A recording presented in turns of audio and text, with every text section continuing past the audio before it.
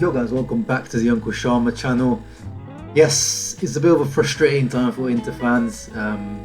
Yesterday, Milan beat Juventus 4-2. What a match that was! I supported them, supported AC Milan like I was like they were Inter, and they actually didn't let me down for once. But on the other hand, I was happy about that result. Then you realise Lazio also lost before that, and then you realise if we didn't drop all these stupid points against Sassuolo, against Bologna, then we could be somewhere else in the table right now. But that's part of being an Inter fan. It's just endless suffering, right? And talking of suffering, obviously we have to touch on that Bologna match. I didn't do the post-match review because actually I didn't watch the match, so I didn't want to fraud you guys. I didn't want to catfish you guys because I missed that match. I had something personal to take care of, and I'm kind of glad I didn't get to see that match in the end because it sounded like, it was just pain. But I watched the highlights and I've seen on the social media the reaction and stuff, so just wanted to offer more quickly some thoughts on that. Obviously not the result we wanted. In my match preview I predicted a 2-1 win for Inter, and it probably should have been if Lautaro put away his penalty, but it is what it is. Lukaku for some reason keeps giving away his penalties. I think he needs to start. We pay him 10 million net a year. He needs to start, stepping up to responsibilities and, tucking those in, start being a bit more greedy when it comes to those things. I understand he wants to get his buddy, his partner in crime, a goal, because obviously he's really low in confidence at the moment. The guy, Lautarito El Toro, is struggling a lot. But, it's not a charity out here. At 1-0 up, that goal at 2-0 pretty much kills the match, I think. And then obviously Antonio Conte in general deserves some criticism. I'm very much in the pro Antonio Conte, camp. You can call me a Conte fanboy almost. Even though I managed to ignore his Juve past, his coming past, but for me, he's a really top manager. But some of the reservations I had about him are exactly what's happening right now, which is when his teams have a lot of matches close up, and it's always proven to be true in his history. He's not very good at managing the energies and rotations and injuries in the team, as we're seeing right now with this Inter team. His style of play is so demanding, and now I saw the match against Bologna because it was played in around 4 p.m. Italian time. The heat at that time was around 34 degrees, so the players would have been, we've got the opportunity to make 5 changes now, and he does use 5 subs, but he does them at after the 80th minute, which doesn't make any sense because by the time those players even get into the match rhythm, it's too late. You need to make the substitution much earlier, like Bologna did. If you bring those players on the 60th, 50th minute, they get some time to get into the match rhythm. That's definitely something that Antonio Conte needs to, work on, improve on. And he's getting paid 12 million a year net. I've seen a lot of people criticizing him for that, but that's the market value. For what he's achieved. We're not paying him 12 million a year to achieve something. We're paying 12 million a year to have him for his services. But yeah, at this moment right now, in this period of close-up matches, he's not really showing that he's learned from his past mistakes, that these mistakes he's made at Chelsea, he's made at Juventus in the past. His European record shows it. When his teams have got 7 days to get ready for a match, he might be the best coach in the world, maybe. His Chelsea team, his original Juve team proved that. His Italy team in the beginning stages of the tournament, when he's got time to get ready for something, he's on point. But yeah, apart from that, there's not much else I could say. Disappointing result, but let's look forward to the next match now against Hellas Verona. Let's cut that gap between us and Lazio. Lazio dropping points, Juve dropping points. I keep saying I don't think we're in the Scudetto race, but we need to be up there pushing those two right till the end. And if Lazio keep dropping points, because their squad depth is even worse than ours, once Immobile, Correa or Caicedo go, they got nothing behind them.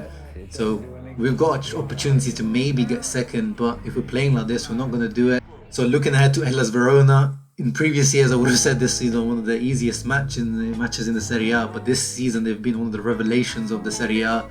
Maybe you could compare them to like a Sheffield United in the Premier League. Hellas Verona, they have the 4th best defense in the league, which is very, very impressive. Juric has done a great job with their defense. They play a similar system to Inter's 3-4-3, 3-4-2-1 kind of formation. And obviously, they're one of the centre-backs, Marash Kumbulla, the Albanian young centre-back, is strongly linked to Inter to come next year. Apparently, we're trying to negotiate with Verona already. He's a very interesting defender, left-footed, elegant, physical, looks like a good prospect for the future, and currently playing really well for Verona. So he'll definitely be one that we, as Interisti, will be watching out for. Yes, the defense is really good, but on the other hand, their attack is not so good. They're actually the 6th worst attack in the Serie A, only 37 goals. So just over 1 goal per match they average, which is pretty poor. But, that means that they like to make a match quite cagey. There's not many goals in the match when you're playing Verona. So they don't really make a match very watchable. They make it quite physical. They make a stop-start. And we kind of struggle against these types of teams. In terms of injury list, still the same news. Stefano Sensi still out. That guy, man, ever since like October, November, we haven't really seen that guy properly on the pitch. Vecino is still struggling with his injury, but he should be returning soon, hopefully. Barella, oh my god, once we get Brozovic back, Barella goes. This is what I'm talking about. Managing these energies. This is something that definitely we've struggled this year. The injuries, whether it's Pintus or Conte's playing style, there's something that we need to get right. Whether it's Conte mismanaging the energies, but it's something that needs to be fixed. Victor Moses also picked up a little niggle, so he will be out. And of course, Bastoni picked up a red card from 2 yellows, which I'm not gonna criticize him for that, because 20 years old, he needs to make mistakes like these to learn and to better manage his matches. So you have to expect kind of these little mistakes from a 20-year-old. And Ambrosio is always suspended because of yellow card accumulation, which means for the predicted lineup, you can see here the who scored predicted lineups.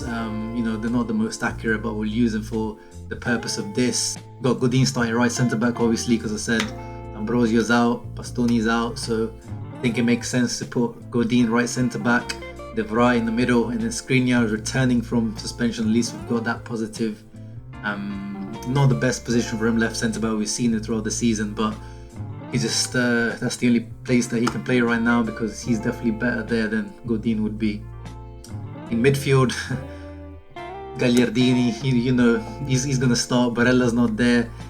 Maybe we could see Borja Valero, but it seems like Conte is happy with as much as Gagliardini's lack of technical ability is not very good, but his physicality and his ability to last the 90 minutes is probably what puts him ahead of Valero.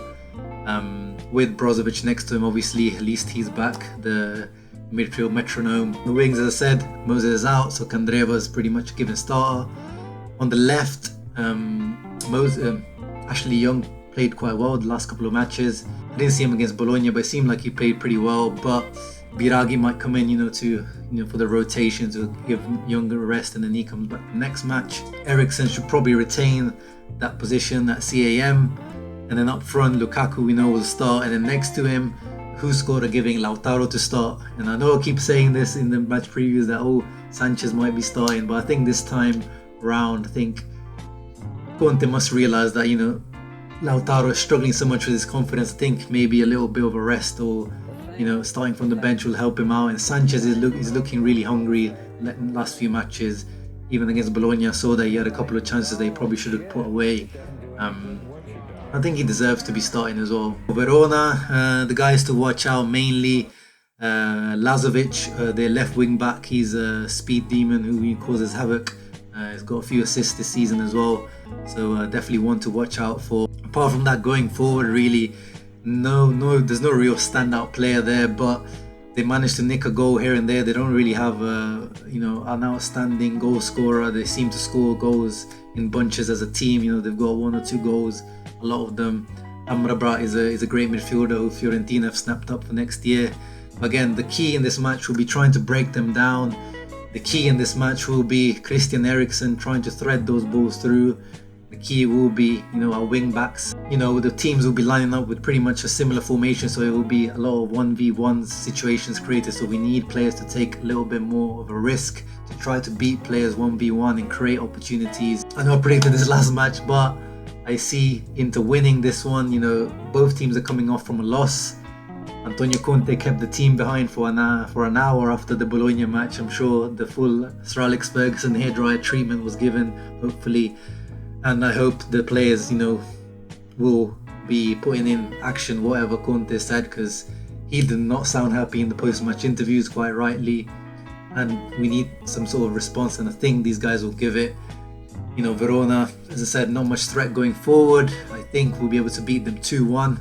Let me know in the comments below, guys, what you think the score will be. Think Inter will continue with this bad form, or we finally turn it around and catch up with Lazio. Yeah, make sure to leave a like and subscribe. It helps me out a lot. Thanks for all the kind comments in the last few weeks. I read them all. I appreciate them all. And I'll see you for the post-match, which hopefully will be a win.